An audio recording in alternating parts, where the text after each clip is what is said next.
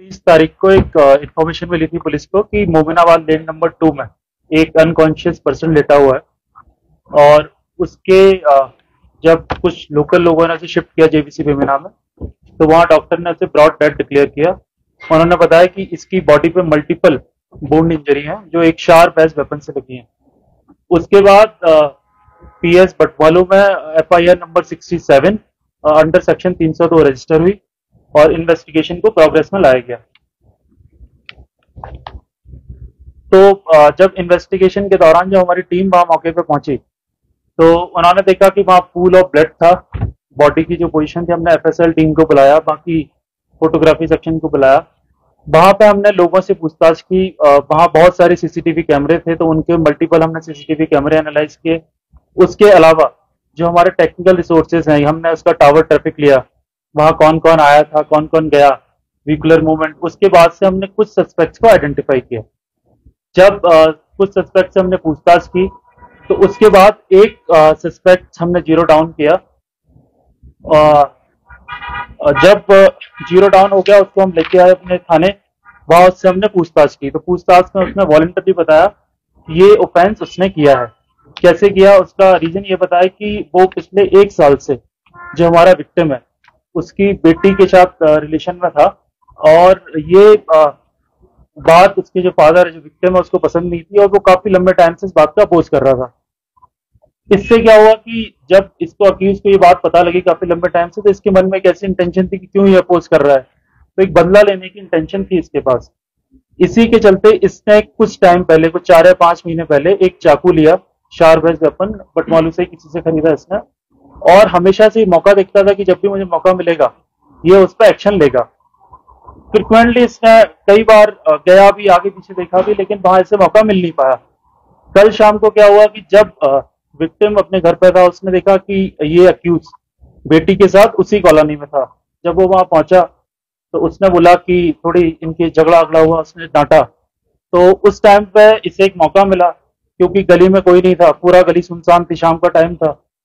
इसने चाकू निकाला, जो ये हमेशा अपने साथ रखता था बदला लेने के लिए। इसने चाकू निकाला और मल्टीपल उसके गर्दन पे, उसके चेस्ट पे कई सारे उसने अटैक किए, और उसी की वजह से उसकी डेथ हुई।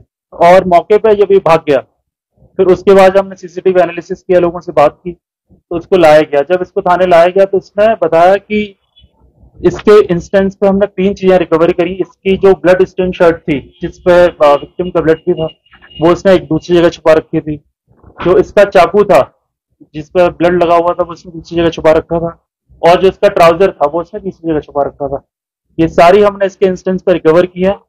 अक्यूज को हमने अरेस्ट कर लिया है, ये एसएसपी सर की लीडरशिप में, विद इन फ्यू आवर्स, क्योंकि शाम का इंसिडेंट 6 बजे का है, और रात के 2 बजे तक हमने जो अक्यूज है उसको भी अरेस्ट कर लिया था। तो एक अच्छा है, काफी क्विक एक्शन लिया, इसमें लोगों का सपोर्ट रहा। सीसीटीवी जो लोगों ने लगाए हैं, उसका हमें फायदा मिला कि इसको क्रैक करने में। क्या विक्टिम की बेटी किस स्पॉट पे मौजूद थी उस टाइम? वो दूर थी, उसने काफी चिल्लाया भी, उसने फादर को देखा, उसने चिल्लाया, लेकिन क्योंकि मैंने बताया गली सुनसान थी, आसपास कोई था नहीं, कोई आ नहीं पाया उसकी मदद के लिए, तो वो थी, उसने देखा, वो एक दूर से उसने देखा ये। चलिए, एक सवाल है कार्बन जब वहाँ गए स्पॉट जहाँ पे इंसिडेंट हुआ है, तो वहाँ के मोहल्ले वालों का कहना है कि जो बेटी है वो 13-14 साल की है, वो उतनी बड़ी है, दोनों एक। देखिए, ये मैटर ऑफ इन्वेस्टिगेशन है, इसको हम कर रहे हैं। जैसे ही कुछ आएगा हम आपको आगे बताएंगे इसके बारे में। तो आपने जो बोला रिलेशन है वो वर्जन लंबाव है। ये भी मैटर ऑफ इन्वेस्टिगेशन है। जैसा उसने बताया कि वो रिलेशनशिप में था, तो उसको हम आगे करेंगे, जैसा भी कुछ निकल के आएगा हम आपको बताएंगे। तो बेटी से आपने कुछ पूछताछ की हो इससे? नहीं, हमने उसकी बच्ची से कुछ पूछने की कोशिश की। उसने यही बताया कि कैसे इसे मौका मिला, और एक इंटेंशन थी, ये बात करता था कि ऐसा कर दूंगा, वैसा कर दूंगा। उसने बताया कि कुछ इंटेंशन थी, लेकिन उसको ये नहीं पता था। लेकिन कल उसे मौका मिला, वो दूर से उसने देखा है, तो इस पर भी हम जानकारी ले रहे हैं। कुछ आगे आएगा तो हम साझा करेंगे आपके साथ। एक्यूजर का नाम क्या है, कहाँ का है, वो 18+ है कि वो 18 से वो भी था? ये भी मैटर ऑफ इन्वेस्टिगेशन है। ग्रेजुअली जैसे हुआ था पीरियड ऑफ टाइम, हम आगे क्लैरिफाई होंगे, वो हम आपको बताएंगे। तो पुलिस इस तरह की घटनाओं को रोकने के लिए क्या क्राइम काउंसलिंग क्या और करने जा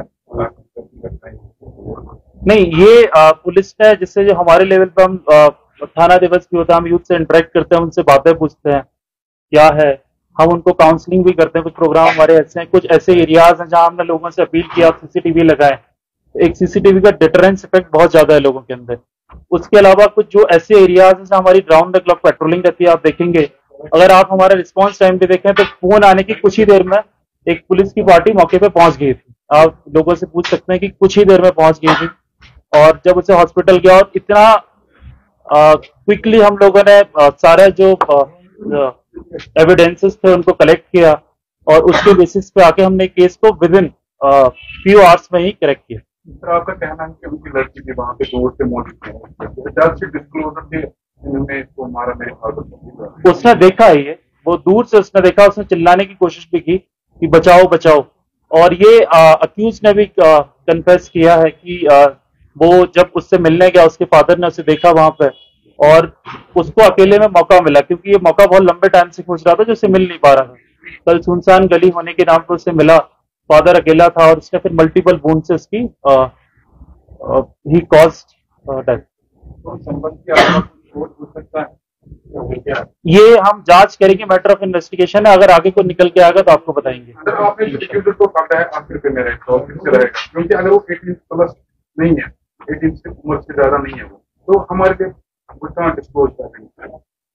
मैं आपको यही बता रहा हूँ, ये मैटर ऑफ इन्वेस्टिगेशन है, इसमें जैसे भी हमें कुछ आगे पता लगेगा हम आपको बताएंगे, आपको सूचित करेंगे। आप आगे हम अपडेट देते रहेंगे आपको।